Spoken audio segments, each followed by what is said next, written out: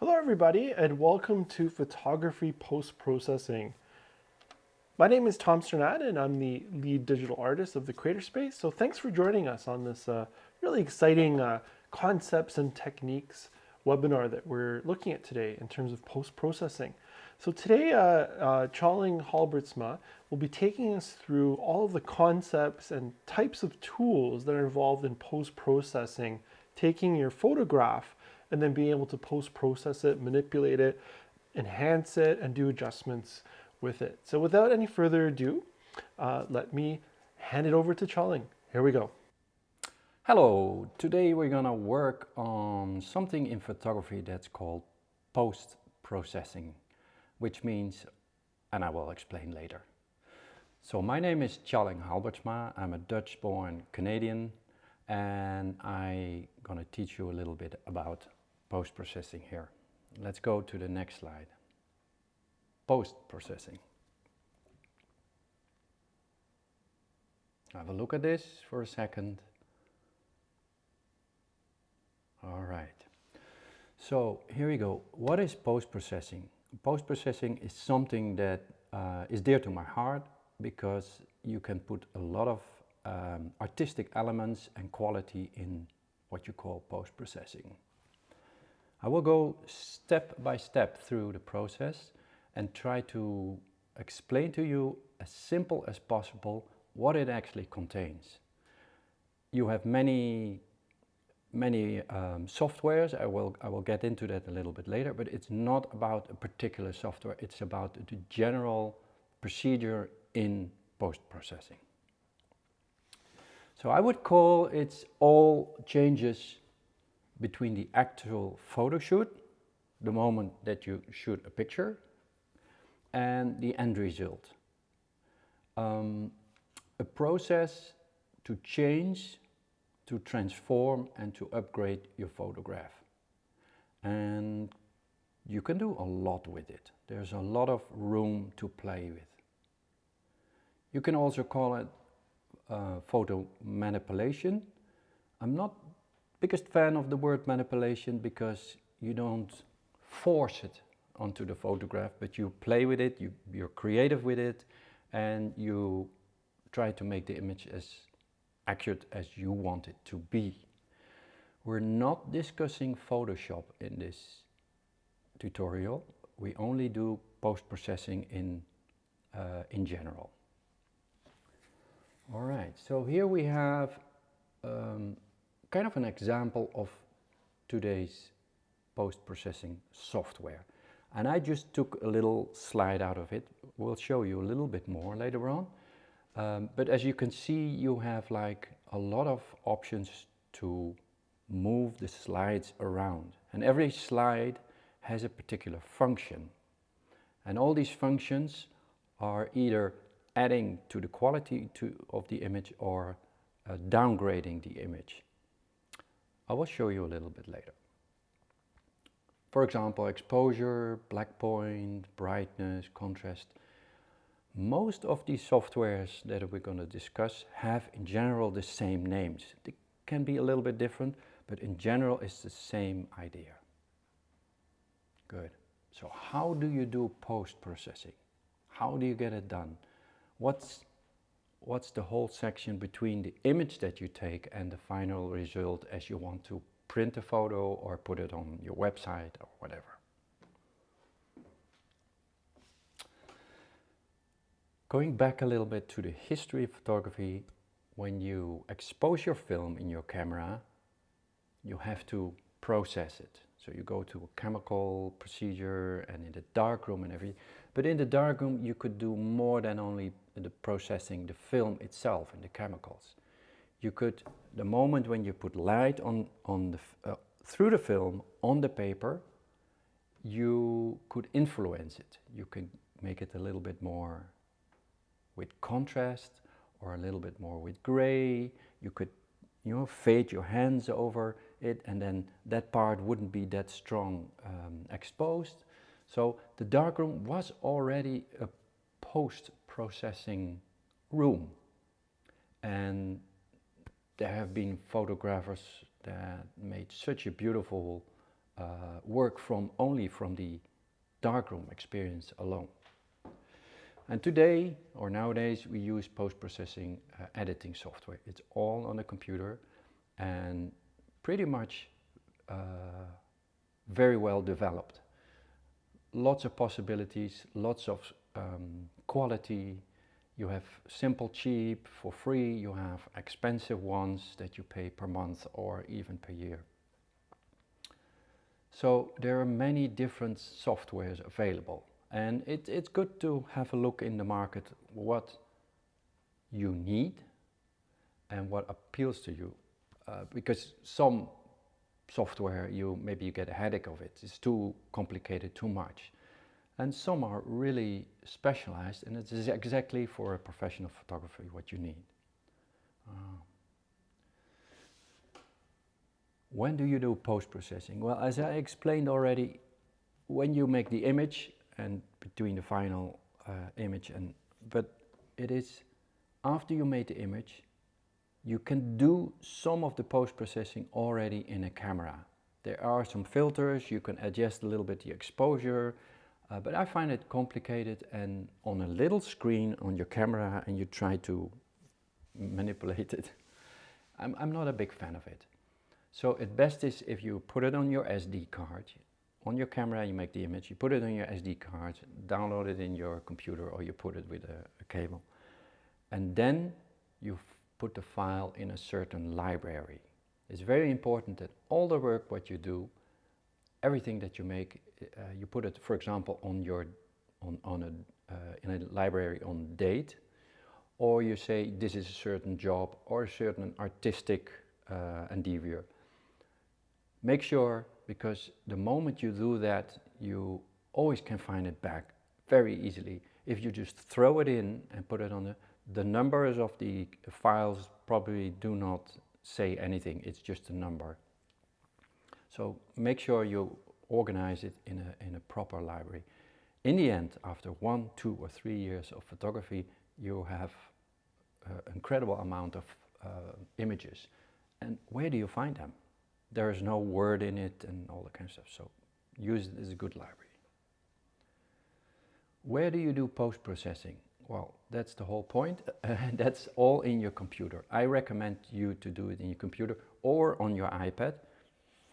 Personally, I'm not a big fan of put it on your phone. Your phone is too small, and as soon as you use a bigger screen, you see small little mistakes or flaws that you didn't see on your phone because it's too small. All right, so you have a couple of different softwares. I mentioned here Capture One. Capture One is developed by Phase One, and which is more or less the most expensive camera that you can buy. Kind of $40,000 stuff. It's top of the bill, and it's incredible software, but you don't want to have it if you don't work seriously on photography. I use it, but I use it with certain camera files, and it's a different way of post-processing than another one I have, which I use standard, so which is Lightroom. Lightroom is, I found it a very pleasant program, but you have to pay a monthly fee. You cannot get it for free, at least not in the way it's most effective. It costs you a monthly fee. That's a pity, because in the beginning you think like, okay, I take this for $9 or $10 a month, but year after year you keep on paying that. Although it has a lot of features, and it's also a library. Infinity is a program that you pay once, and especially now with the time of COVID, it was a reduced price, so it's really an economic choice. Once you the creator space has a lot of Affinity programs, explanations, so that's really good. Affinity has the same principles as Lightroom, but it's a different outlook, it's a different design. The one you probably already have, if you have an iPhone or whatever Apple, is Iphotos. It's really basic. It's also a library, and you can use it for free, basically. The quality of it, I find it different than, less good than Affinity or Lightroom, and especially Capture One. Then you have many more. There are the ones you buy for, I don't know, $10. You have the ones that you can get for free. If you do a Google sort, you will find a lot of them. But I find these 4 ones, are kind of the ones that you, in the end, with serious photography, will end up with. So here is one.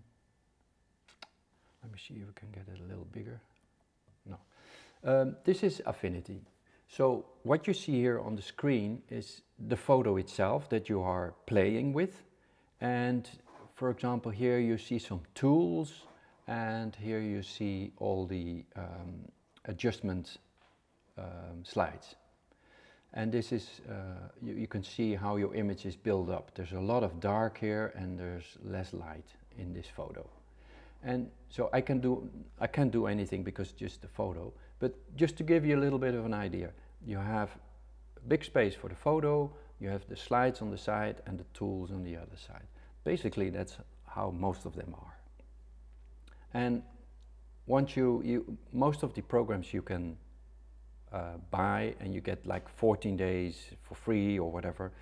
So try to look in it and see which one you like best. They all support the import of a raw file, and a raw file is like a file that it's not compromised, not compressed, whatever. It's just the naked file, and then you're gonna change the file in itself. I will show you later. This, for example, is Capture One. Capture One is the more expensive camera support program. Again, you have a lot of different slides on this side, and again, if you put here, you have more slides and more details. They are going to be very detailed in changes that you do in your post-processing. And then you have a little window so you can see the color. Also, you can compare between the original picture and how you changed it. So you can see, hey, does it look better or not? And then here you have the selected files, etc. Do not worry about too much how it looks now and what is exactly what. It's just basically an introduction. What is it actually? How does that software, and how many different softwares you have? This is the iPhoto thing. Again, you have your whole, all your name, your library set up, and then how it looks. If you edit a photo, for example, you have all the slides here. Again, you have exposure highlights, and we get into that later. So this is probably what you know already. This is a Lightroom example. Again, you have all the images. You can select the image, and then this is your library, and here you have all kind of slides. If I press on develop, then this whole slide section changes, and then you can start working with your photo. Bon, I'm asking this question because not everybody is using the software yet, because it's intimidating, it's overwhelming, there are too many knobs, there are too many slides, how does this work? So in the beginning it's overwhelming. So, but if you work with a good camera, then I think you really should consider to work with a software that supports that. Not that downgrades your image, but is on the same level or even make it better. Once you get hold of this software and you start working with it, you will start loving it, because it will get the best out of your image. If your image has got to be accurate, you know, color-wise and how it looks. For example, you make photos of fashion. You don't want to give it a different color. You want to have exact the color that the factory or the studio created. But you can also go very artistic and change the color completely if you're more an artistic photographer. Okay, the next, it's helping you to make your image better. That's all it is.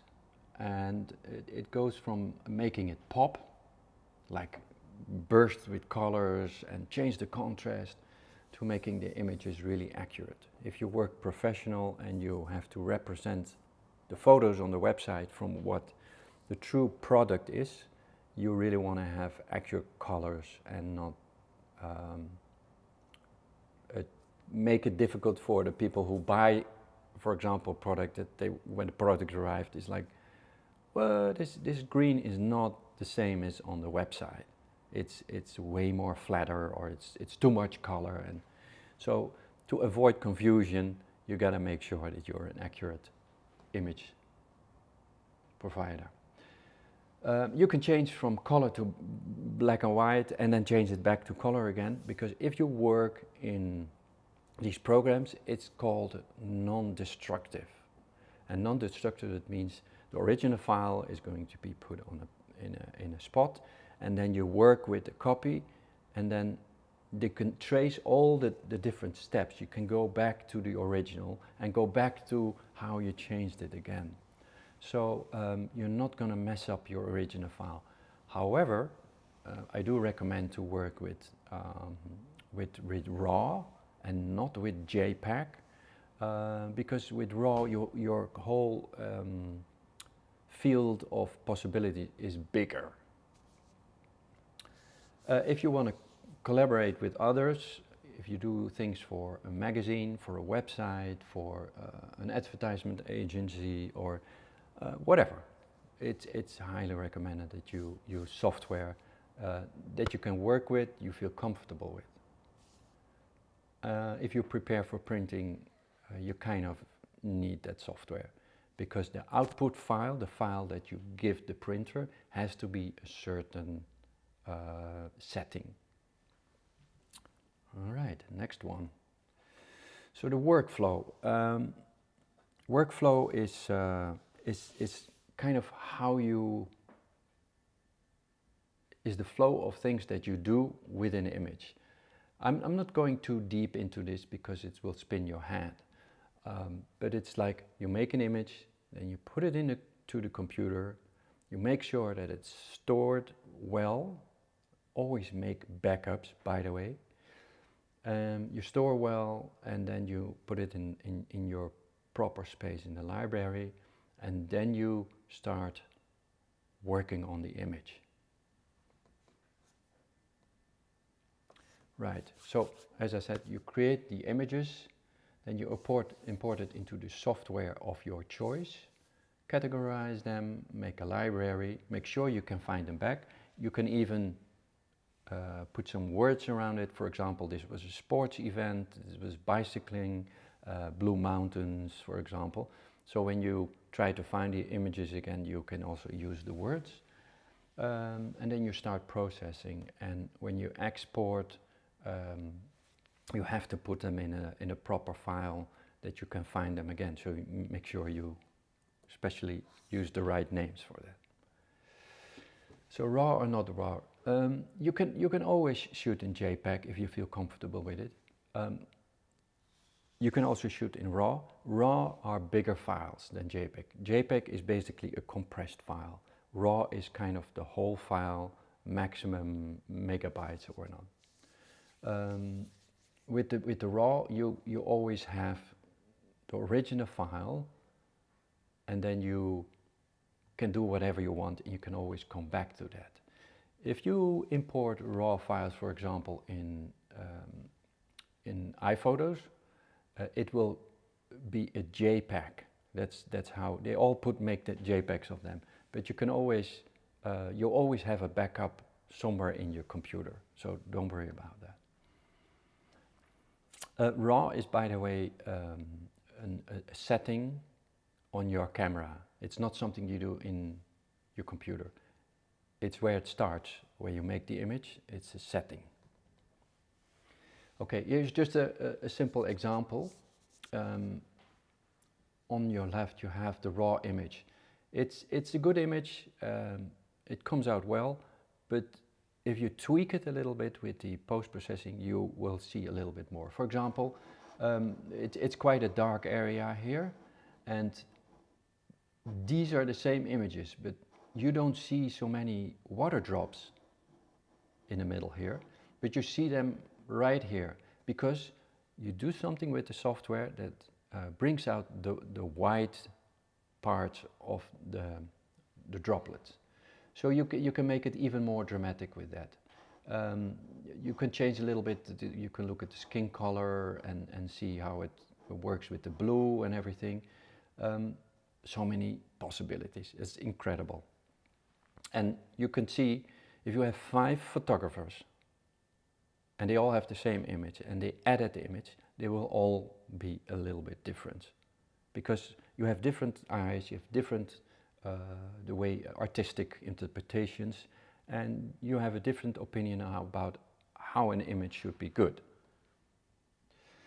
So here's, for example, also kind of a raw image. I was on a boat here, so my camera moved up and down. So I said to myself, I'm not worrying too much about the perfect framing of it. I do it a little bit general, and then in the software program I can, you know, make a beautiful composition kind of. So the photo is okay, but there's nothing special about it.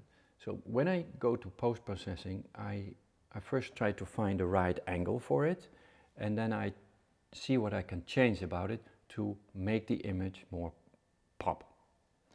For example, in this image, the shadows are quite dark. I would lift up the shadows a little bit. I will show you in a minute how I do that. And then you will see there is more revealed. So here we go. You see, it's the same image, nothing different. I cropped it differently, and I brought up the shadow here, for example. If I go back to the other image, you see it's quite dark, you can't see his face so much. So I bring it up, you see better this, you see better that, and it's because I changed it for the software, and it makes a huge difference. Also, the other boat is kind of gone, so all the attention is now here. All right, so tools in PP post-processing. Exposure. Exposure is probably almost always on the top of the line. It's basically what you do in your camera, but you do it then in software. If you make your image a little bit darker, you can easily change the exposure in the software again. Exposure is basically that the whole image gets more light. Not a certain section, but the whole image gets more light. So you got to be careful with that slide, because before you know it, you overexpose parts, for example clouds or whatever, in an instant. And these slides are powerful. So here you have 2 images. Okay, so the bottom one is the original raw file, and then on the top file is that I changed it, only the exposure. I didn't do it perfectly, it's just to show you the difference between the different slides. So you see it's quite dark in the bottom, but in the image it is there, but you don't see it in the original file. I like to shoot my images a little bit darker because you always can make it reveal. If you overexpose it, you cannot get it back because it's overexposed. So you see, this whole image has gone up. So I changed the exposure, and the whole image changes. So, and then the next one is contrast. So contrast, now I try to make, the contrast is, you can go also way too quick with it. This image may not be the best for it, probably, but I don't see so much difference here. I will show it. What it does is just the difference between light and dark is more extreme, more polarized. Highlights is everything that is above a certain light. So you have white and you have highlights. Highlights are the top brightest part. So for example, take a look at here the cloud is okay, right? But take a look at here, if you put a little bit of highlight in there, it gets overexposed. And that's where that's where it gets ugly. Because a lot of people don't pay attention to it, but overblown highlights create a kind of extra white point in the photo, and often your eyes go to the widest places in the photo first, and then later they look for the darker points. So you see in a cloud as here, you created, this is darker, this is a little bit lighter, but this gets overblown. So always keep clouds in your mind, how you expose them, right? Then you have shadows. Shadows are one of the things that I use a lot because they do more than you think. For example, this mountain here, this little piece of mountain, up here you can see more detail than here. And the same for the boat. It's more dark here, and you in the shadow areas, that means it's not the blacks, it's not the highlights, not the white, but in between there, the shadow area, you lift it up a little bit. Start with changing your shadows first in an image and see what is in the image, in the actual image. You will be amazed that there's more than you think there was if you see the image coming from the camera. Okay, the whites, as I said, the highlights are the most brightest, the whites are coming under there. So again, same image, this is kind of the standard, and then when you do all the whites, so that's a whole bit thing, you kind of, the clouds disappear, you see? It's the same image. So be careful with the whites. And then we have the blacks, which is speaks for itself. You know, you bring it down, everything is more black. Look at the water is more dark. Things on the boat here, there's a difference. So you can easily bring it down. And for example, if you have, if this wall would be black, and I have the lights on here, and you make the photo and you think that the wall is more grayish, just turn the black a little bit down, and the wall becomes black, really black, and I stay more or less the same, unless I have a black shirt or the microphone. So, and that's a beautiful way, because then suddenly my face would pop up and you have a beautiful black background. Vibrance, let me show you if I can put it. Vibrance is, it's hard to explain. It's not the colors in general, it's more like the vivid part of the colors that you bring it up a little bit. So here you have the clouds, and if I put vibrance in, you see it goes a little bit over the top, so you have to play with that. Then you have saturation, and that's all the colors. I will get into that for a second.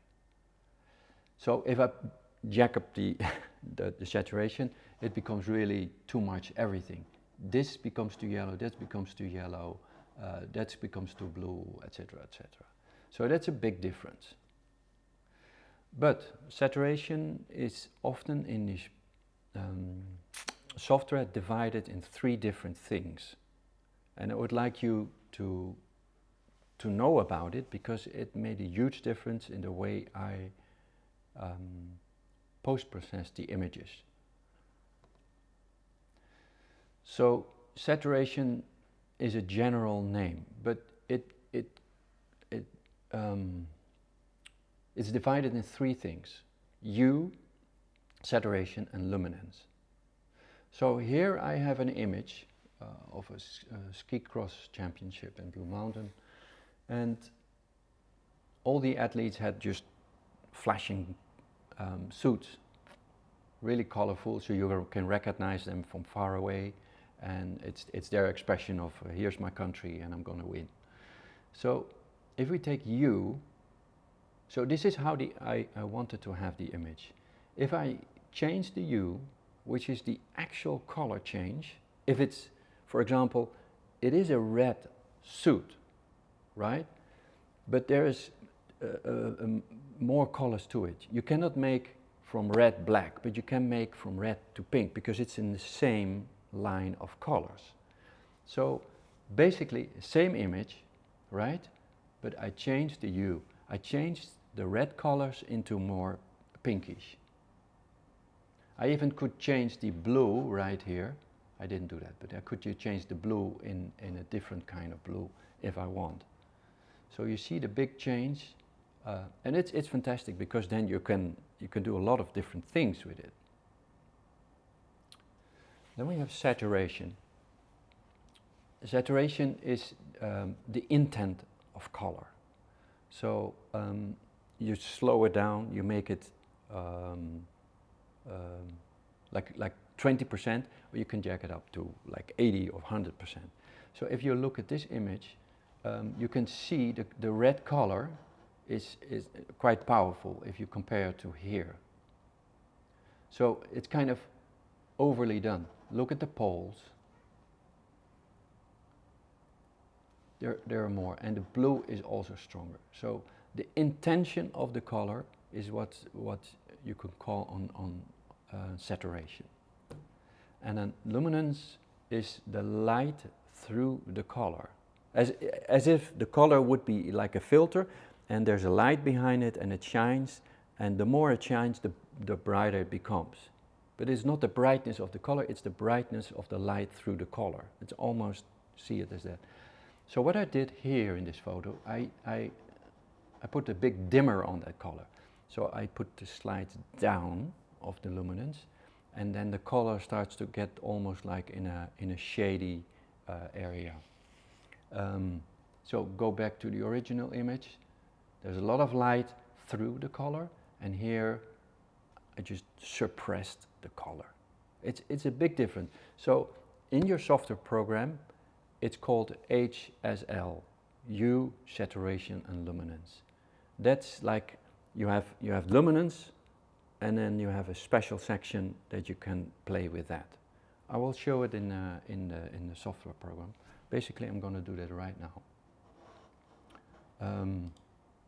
So here, for example, this is Lightroom as an example, but it's in everywhere.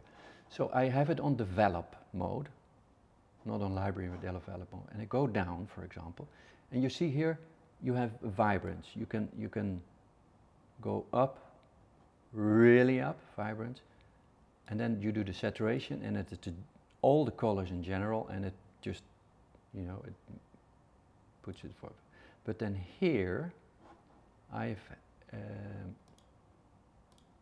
me see, sorry about that.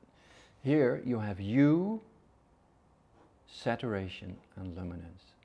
So you can go deeper into your color modes, and it's really, really beneficial. But you have to play with it.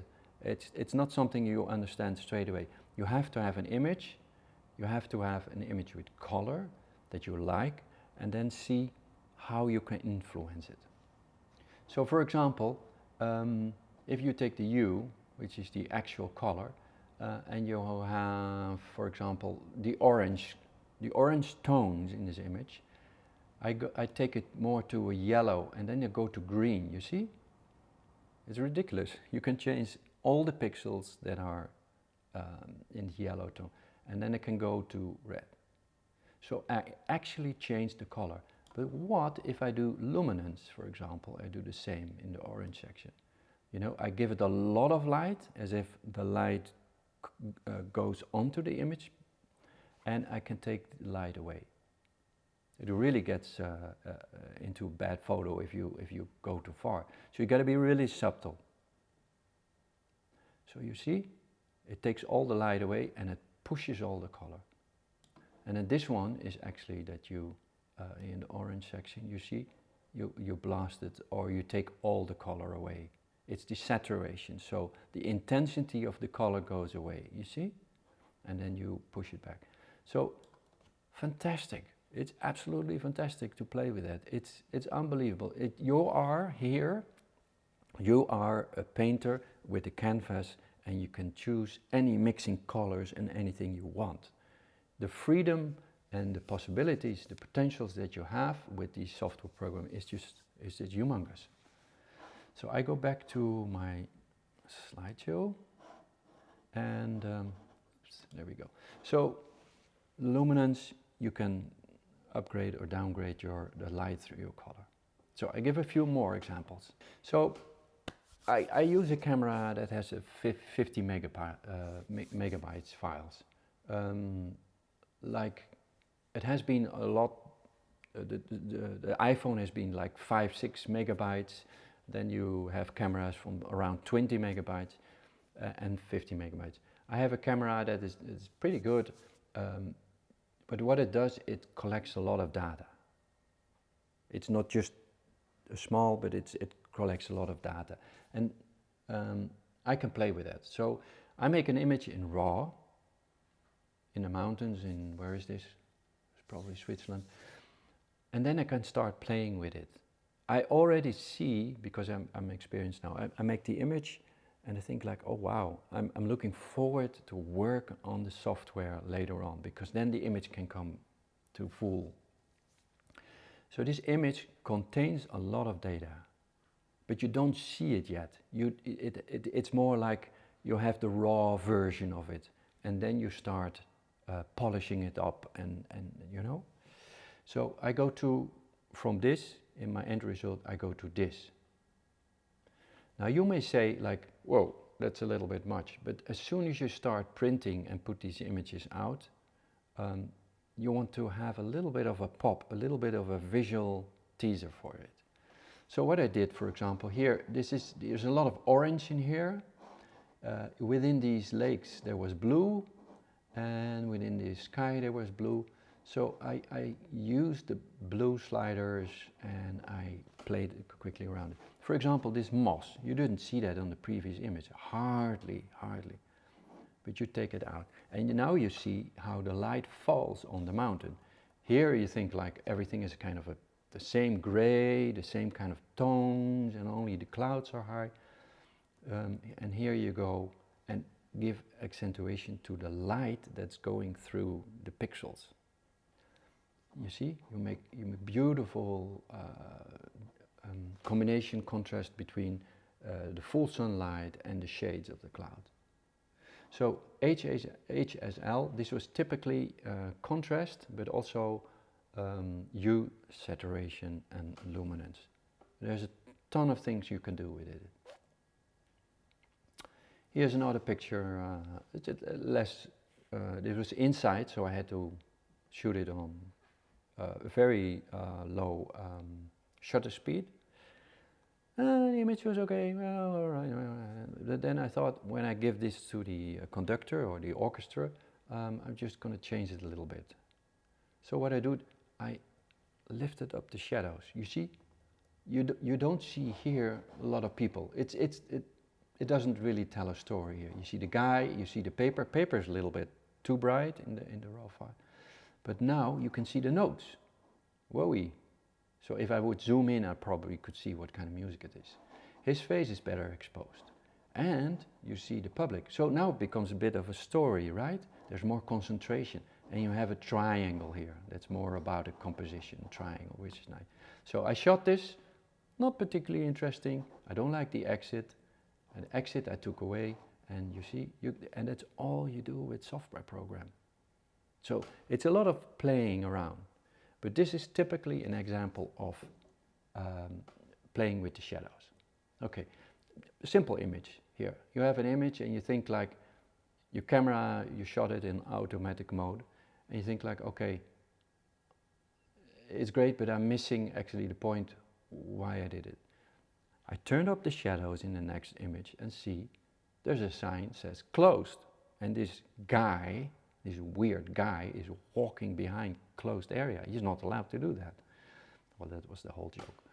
Anyway, so you see, this is the image as it came out of the camera, and this is what you can do with it.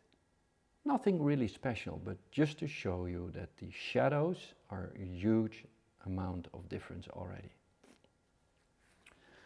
Another one from the Swiss Alps.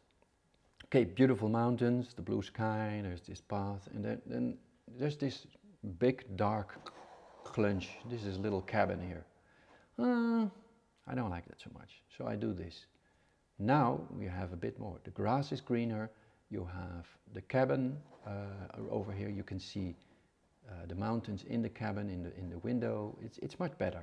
So, and that's basically mostly shadows. Another thing, very difficult to in swimming pools, the light. It's an awful light and it's hard to get it right because it's all the fluorescent tubes. But you still want to do your work, so what you can do is you can keep it like this. It's okay, but I kind of found this more intense. I cropped it differently a bit and I changed it to black and white. I changed it to black and white because the colors here are not really beautiful. The fluorescent tubes, they give a greenish, uninteresting sort of light. So I thought I'd do it better this. It gives a little bit more of a stronger vibe to it. So here you have the same image that you saw before.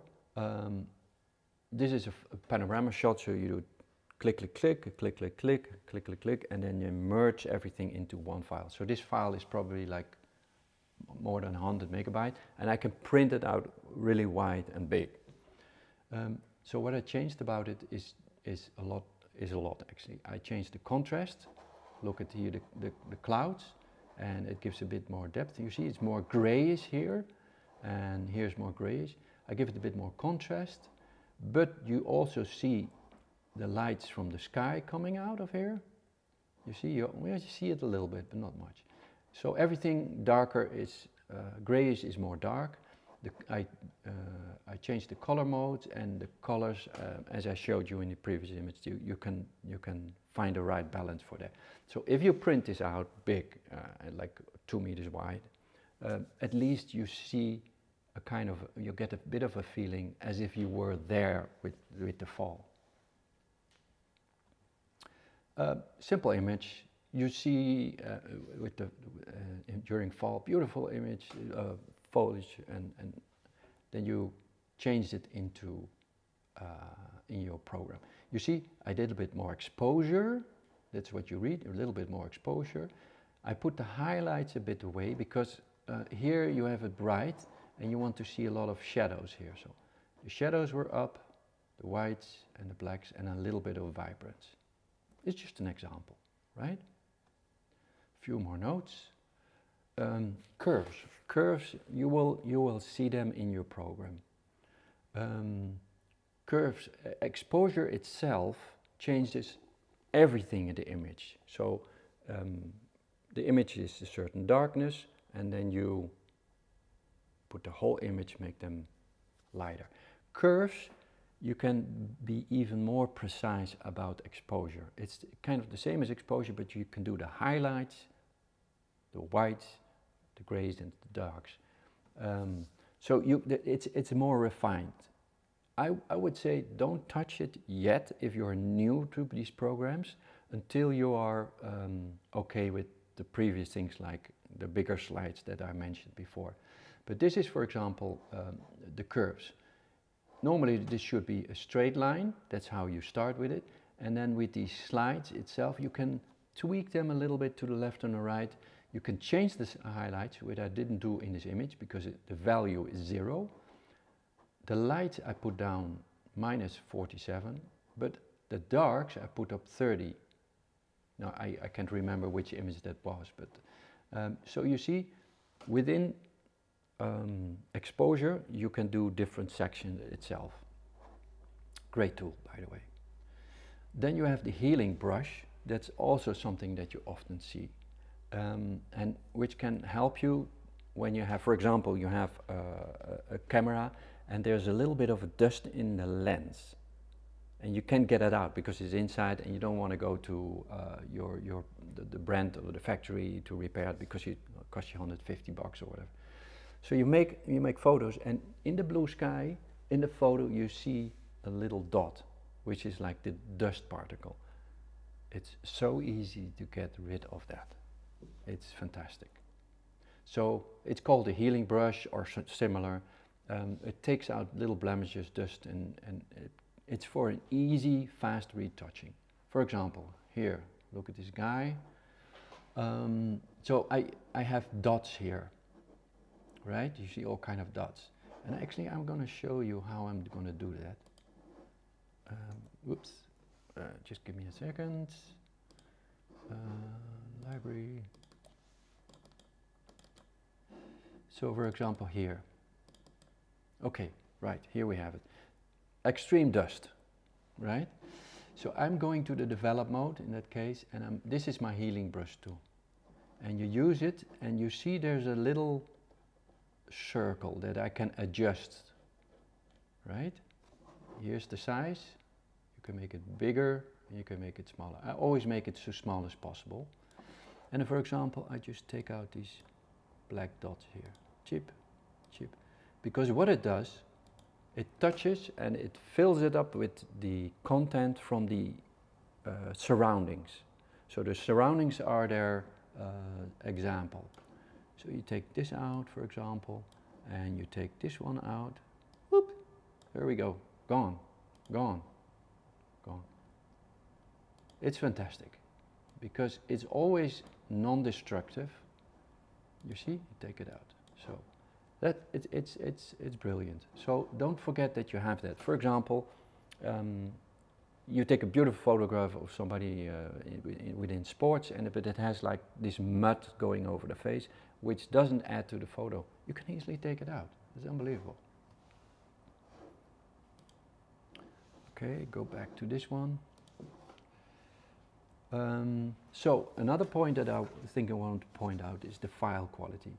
If you have 1 megabyte versus a 50 megabytes, it makes a huge difference in the way you do your post-processing. That's obvious because you have a little bit of data or you have a lot of data. You have little amount of pixels or you have a lot of amount of pixels. So I'm going to show you one more thing. It's really interesting. I go back to the Lightroom, and for example, I'm going to, where is this? Here, let me take this one for example. So if I zoom into this further and further and further, now this file needs a little time because it's so big. Let me take this one for example. You see, when you zoom in to the max, you see that you're noticing the pixels itself. So if I zoom out, and the image looks good, but when you zoom completely in, at a certain moment the sharpness disappeared and it's just the pixels that have been recorded. For example, I can change this little pixel here. Oh, sorry. I can change the pixel here in Photoshop, for example. And I can just make 1 pixel red. And I can make, in this black, I can make 1 pixel white, for example. What I'm trying to say with that is that it's unbelievable at what kind of scale you can change your images. It goes really to the pixel. And so, having said that, you can change color, contrast and everything. It's just a wide scale of possibilities that you have with the software.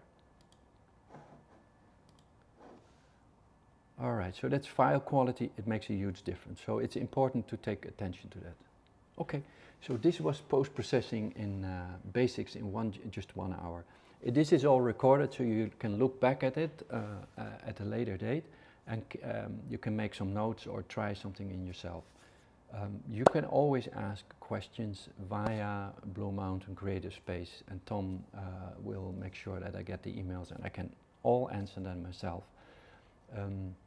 Consider looking into post-processing as a beautiful tool that's almost equal to as if you're a painter and you with your little brush you can just change a little bit of red dots in there or colors, paint it over again. You have all the freedom available with these tools, and I'm quite excited about it. And it's the part after shooting where I sit down, I have my little music, my cup of coffee, and attack the image and make it to a better image. And it doesn't matter if you are professional or non-professional. it's all available and basically at a reasonable good price. If you imagine that like 15 years ago it wasn't there and now it is here all available, it's quite stunning. So if you have questions, make sure you come up with it. And I want to thank you for watching, and I hopefully see you another time with another episode of photography and all that it all encompasses. Thank you very much.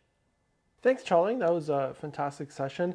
Just want to show you guys a little bit about the Affinity photo software. So this is something that is, again, low cost. Tjalling referred to it. And I just want to show you guys where some of the tools are in this software. So this is available on our computers at the Creator Space, so at our library, so at the Blue Mountains Public Library, Wasaga Beach Public Library, and coming soon to the Collingwood Public Library. So you can get on the iMac, use the software, or you can look at purchasing it yourself. There are versions for Mac and Windows, and there's also versions for iPads for the iOS. So it's really quite a robust software that's available. So it's pretty much like Photoshop, but let's have just a look at where some of the tools are that Tjalling talked about. So I have a photo here. I've brought it in, and as he mentioned, there's the HSL. So it's over here. You can see all these adjustments are just over here on the right side. So if I go to the HSL, then I'm going to click default. And here is all the stuff that Tjalling was talking about. So I can, play with a hue shift. I can play with a saturation and my luminance as well. So you can see how we can, shift where things are going. We can take our saturation to less saturation or more saturation. We can do a luminosity, so how bright or dark it is, right? And that whole idea. And then we can play with other things beyond that. So that kind of gives us our basic idea. Now they have some presets, so I can just hit desaturate and it just does that. So again, Command Z, I can undo anything, right? So, and then it takes us back to where we were. So that's perfect. Then I can just reset that. So anything I've done, it's just right here on every corner, top reset. Now I'll do the next thing so we can look at exposure. So I'm going to do that. And what you do is you just double click the default, and here I can just adjust my exposure by stops, so reducing or enhancing, so reduction or increasing it. Hit reset, takes it back to the original. Okay, so moving along, we're going to go to curves. Just something that Tjalling mentioned. I just want to show how that works. So you go to curves, and here's where we can, start to do like play with the midtones. We can crush the dark area here, the blacks, and then also we can, play with our highlights. So our highlights, our shadows, and then this here we can really crush it down. So that's crushing our dark area there. So that's a really cool way to play with the curve. Again, reset, back to that. Then we can play with our shadows and highlights as well. So that we can play with specifically what happens in our shadows, right? We can reduce the shadows, we can increase the highlights, right? You can see how it's blowing out that sky there. And that's it. So within the adjustments, and there's a lot of presets, which is really great. So you can just, exposure, you can say, I just want to add one stop. There we go. And, then we can reset it again if we want to. And brightness and contrast, that's also one that Tjalling talked about. So overall, this is doing everything to the overall image, brightness, and then adding contrast as well. So you see all of these tools are very much the same as, in any kind of software. So Lightroom, Photoshop, Affinity Photo, working in your iPhone, iPad, Android phones, all these kind of photo editors are very similar. So now, we're really excited. We're going to have some masterclass sessions coming up. So they're going to be multi-week sessions. So you can start to sign up now. Go to www.tbmcs.ca.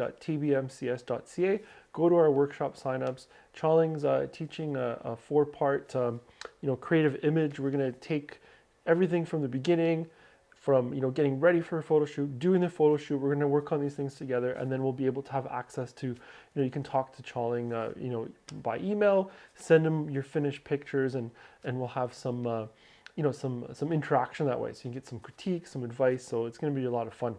So we're really glad that you guys could join us today. Again, this was photography post-processing. Thanks a lot to Tjalling for taking the time to do this workshop with us. We're always glad to have him out and share his thoughts and expertise in this subject. I want to thank all our partners on this project: Canada Council for the Arts. Then we have our library partners: Blue Mountains Public Library, Collingwood Public Library, Wasaga Beach Public Library. Again, thanks for joining us. Please sign up for our next sessions. They're going to be really exciting, these masterclass multi-week sessions. And coming up, if you have signed up, there is the meeting room session as well. So you can continue on in there, and we will see you there. So thanks again, take care, and we'll see you soon.